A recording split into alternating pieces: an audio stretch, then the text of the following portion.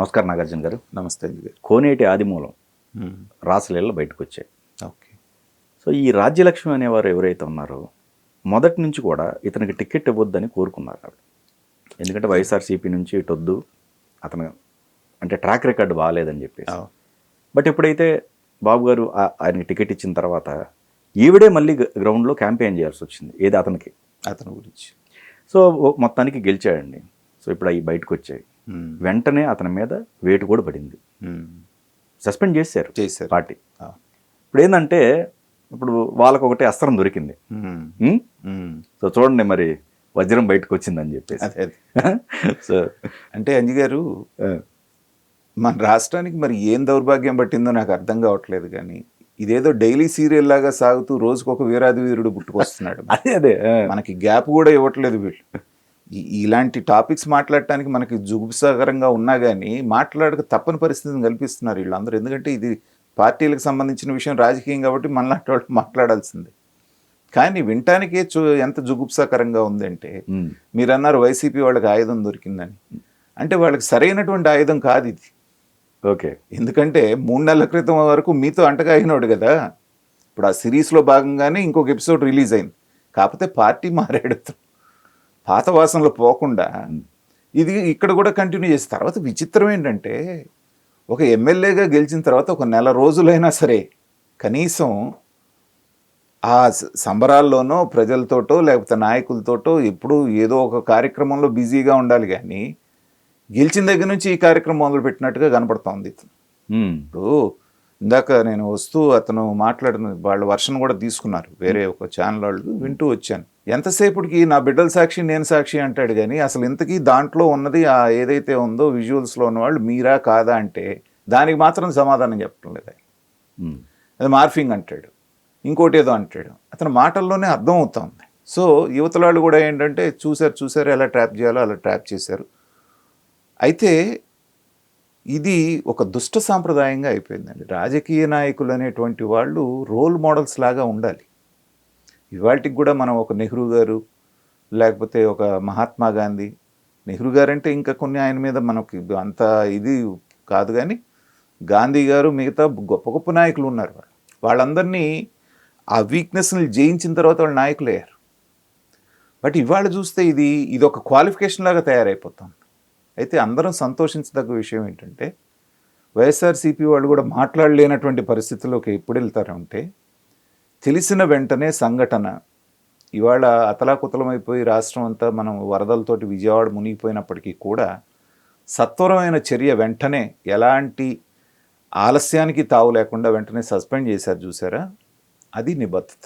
ఒక పార్టీ నాయకుడు చేయవలసినటువంటిది మనా తన అనేటువంటిది లేకుండా ఒక ఆరోపణ వచ్చి అది నిర్ధారణ అయినప్పుడు, ఆల్మోస్ట్ అక్కడ మనకు కనపడుతున్నప్పుడు చర్య తీసుకోవటం అనేటువంటిది అది ఆహ్వానించదగ్గ విషయం. వైఎస్ఆర్సీపీ వాళ్ళు విమర్శించారనుకోండి, వెంటనే కౌంటర్ విమర్శ వస్తుంది కదా. మీ దగ్గర వరుస ఒక లిస్ట్ ఆఫ్ యోధులందరూ ఉన్నారు కదా, వాళ్ళ విషయంలో మీరు ఏం చర్య తీసుకున్నారు అనేటువంటి ప్రశ్న వస్తుంది. మా దగ్గరికి వచ్చారు, చర్య తీసుకున్నాం. చర్య తీసుకోవడం కాకుండా ఇంకేం చెప్పారంటే పోలీసులను కూడా వాళ్ళు ఇన్స్ట్రక్ట్ చేశారట. చట్టపరమైనటువంటి చర్యలు, అమ్మాయి దగ్గర కంప్లైంట్ తీసుకొని ఏం చేయాలో అది ప్రొసీడ్ అవ్వండి అన్నటువంటిది. అంతకంటే ఏం చేస్తారు? ఇది ఎన్ని విధాలుగా పనికొస్తుందంటే తెలుగుదేశం పార్టీకి కానివ్వండి లేకపోతే తెలుగుదేశం ప్రభుత్వానికి, ఇలాంటి వాళ్ళు ఇంకెవరన్నా ఉన్నా, ఎందుకంటే మనుషులు అన్న తర్వాత రకరకాల వీక్నెస్లు వస్తాయి. వాడు ఎమ్మెల్యే అయినా మినిస్టర్ అయినా కనీసం 5 ఏళ్ల పాటు అయినా నిబద్ధతగా ఉండాలని మనలాంటి వాళ్ళని కోరుకోవాలి. సో అలాగే ఇంకెవరన్నా ఉన్నా కూడా వాళ్ళందరికీ ఇది ఒక వార్నింగ్ లాంటి, తప్పు చేస్తే శిక్ష పడుతుంది అనేటువంటి భయాన్ని ఇప్పుడే, ఎందుకంటే 3 నెలల పాలన కూడా ఇంకా పూర్తి కాలేదు, ఇనిషియల్లోనే ఇలాంటి ఇండికేషన్ పంపిస్తే ఏంటంటే మళ్ళీ భవిష్యత్తులో ఇంకొకటి ఎవడన్నా చేయటానికి భయపడేటట్టుగా ఈ చర్య ఉండాలి. కాబట్టి నేను తెలుగుదేశం ప్రభుత్వానికి సూచిస్తుంది ఏంటంటే, వైఎస్ఆర్సీపీ వాళ్ళు ఏమనుకుంటారు, వాళ్ళు విమర్శిస్తారా, దాన్ని మనం ప్రతి విమర్శ చేస్తామా అనేటువంటి ఆ మైండ్ సెట్లోకి వెళ్లకుండా జరిగినటువంటి సంఘటనని జరిగినట్టుగా తీసుకొని సత్వరమైనటువంటి చర్య, తనాపర భేదం లేకుండా. ఎందుకంటే ఇవాళ 4-5 మీద ఇలాంటిది ఏదన్నా వచ్చినప్పుడు చర్య తీసుకున్నా కూడా కూటమి ప్రభుత్వానికి వచ్చిన నష్టం ఏం లేదు. 164 మంది ఉన్నారు. కాబట్టి ఒక మంచి సాంప్రదాయాన్ని నెలకొల్పినట్టు అవుతుంది. మీరు మంచి చేసినా వాళ్ళు విమర్శిస్తూనే ఉంటారు, మీరు చెడు చేసినా విమర్శిస్తూనే ఉంటారు. ప్రతిపక్షం కాబట్టి వాళ్ళ పనే అది. దురదృష్టకరంగా ఇప్పుడున్న ప్రతిపక్షం మరీ దిగజారుడు రాజకీయాలు చేస్తోంది కాబట్టి వాళ్ళ పాటిని వాళ్ళు మాట్లాడుతూనే ఉంటారు. మీ పాటికి మీరు పని చేసుకుంటూ వెళ్తూ ఎక్కడ తప్పు జరిగితే అక్కడ వెంటనే కరెక్ట్ చేస్తున్నారనేటువంటి భావన మీరు కనుక ప్రజల్లోకి పంపించగలిగితే ప్రజలు మీ పక్కన ఉన్నంతకాలం ఎవరేం మాట్లాడుకున్నా పర్వాలేదు. ఇలాంటి సంఘటన ఏదైతే ఉందో ఇది ఒక ఎగ్జాంపుల్ సెట్ చేయాలని చెప్పేసి నేను అనుకుంటున్నాను. ఎందుకంటే ఆయన చెప్తున్నాడు, నేను 50 ఏళ్ళుగా రాజకీయాల్లో ఉన్నా, 40 ఏళ్ళుగా 40 ఏళ్లలో రాజకీయాల్లో ఉన్నవాళ్ళు చేయాల్సిన పనులు ఇవ్వండి. ఎన్ని ప్రజా సమస్యలు ఉన్నాయి. మీరు నిజంగా గనక 5 సంవత్సరాలు ప్రజల కోసం పనిచేస్తే ఒక్కరోజు కూడా మీరు ఖాళీ లేకుండా చేస్తూనే ఉండాలి. అంత పని ఉంటుంది ఒక ఎమ్మెల్యేకి. అవి పక్కన పెట్టేసి దందాలు కింద మొన్న కూడా చూసాం మనం.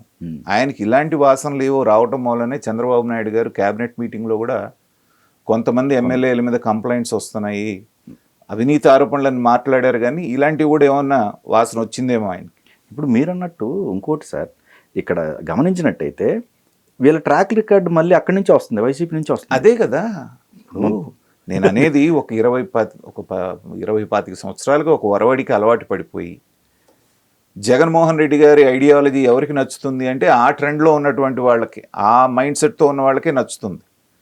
సో పార్టీ మారినంత మాత్రాన మైండ్ సెట్ మారదు కదా. నేను లాస్ట్ టైం మన డిస్కషన్లోనే ఒకసారి సూచించాను, వచ్చిన వాళ్ళందరినీ కూడా మీరు తీసుకుంటే పార్టీకి మీకు కూడా చెడ్డ పేరు వస్తుంది అన్నది అందుకనే. ఎందుకంటే నిన్నటిదాకా జగన్మోహన్ రెడ్డి గారు దేవుడు అని పొగిడినటువంటి వాళ్ళ మైండ్ సెట్ ఎలా ఉంటుంది? 16 నెలలు జైల్లో ఉండి వచ్చినటువంటి క్రిమినల్ కేసులో ఉన్న వ్యక్తిని దేవుడని పొగిడిన వాళ్ళ మైండ్ సెట్ ఎలాంటిది? వాళ్ళకి అక్కడ ఏదో కాలేదని మన దగ్గరికి రాగానే వాళ్ళని తీసుకుంటే ఏంటంటే వాళ్ళ అలవాట్లు కానీ లేకపోతే వాళ్ళ యొక్క వికృత చేష్టలు అనేటువంటి మురికి బురద మీకు కూడా అంటుకుంటున్నా. అదే రైట్. వాళ్ళు వెంటనే చర్య తీసుకున్నారు కాబట్టి సరిపోయింది, కానీ లేకపోతే మీరు వాళ్ళు దొందే అనేటువంటి భావన ప్రజల్లోకి వచ్చేటువంటిది. అవును. కాబట్టి ఏంటంటే మొగ్గలోనే తొంచేయాలి. ఇలాంటివి సత్వరమైనటువంటి చర్యలు, గట్టి చర్యలు తీసుకున్నట్టుగా కనపడితే మిగతా వాళ్ళు కూడా కరెక్ట్ అవ్వడానికి అవకాశం.